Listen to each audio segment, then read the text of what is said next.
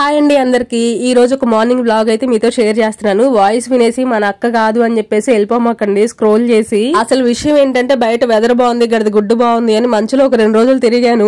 ఆ మంచంతా కరిగి నా ముక్కులోకే వెళ్ళినట్టుంది. నయాకర జలపాతాలు ముక్కులో నుంచి కారుతా ఉన్నాయి. బడాయి కళ్ళబడి అతేశాలు వేస్తే ఇది ఎట్టగే ఉంటది. ప్లీజ్ అబ్బా మంచులో ఎవరు తిరక్కండి. దీన్ని అంటారు చేతులు గాలేక ఆకులు పట్టుకోవడం అని. ఇట్లా చెప్పా పెట్టకుండా వచ్చే చుట్టాలను వదిలించుకోవాలంటే నాకు దగ్గర వారం 10 రోజులు పట్టిద్ది. అసలు చుట్టాలే రావట్లేదండి ఇంటికి. జలుబు దగ్గు జ్వరం మాత్రం వదలవు నన్ను వచ్చినాయి అంటే. ఇంకా మా ఆయనకు అర్థమైపోయింది నేను అసలు లేవలేకపోతున్నానని. అందుకని పాలు కాసేసి పొద్దున పిల్లలకి హార్లిక్స్ ఇచ్చి నాకు కూడా కాఫీ పెట్టించారు. కాఫీలు టీలు అంత బాగా ఏం తాగనండి. నేను ఎప్పుడు తాగానో కూడా నాకు గుర్తులేదు. 2 నెలలు 3 నెలలు అయిపోతుంది లాస్ట్ గా తాగి. ఈ రోజు ఎందుకనో నాకు తాగాలనిపించి మా ఆయన అడిగితే, అంటే బయట చల్లగా ఉంది కదా వేడివేడిగా కొంచెం కాఫీ తాగితే బాగుంటది అని అన్నానని కల్పించారు. దేవుడు మనకు అసలు సిగ్గు అనేది పెట్టలేదబ్బా. ఇప్పుడే కదా మంచులో తిరిగి జలుబు వచ్చింది అని చెప్పాను. మళ్ళీ ఇలా మంచులోనే కూర్చొని కాఫీ తాగుతున్నాము. మా ఆయన అన్నారు లోపలే కూర్చుందామని. మనం ఎందుకు తింటాం వినం కదా.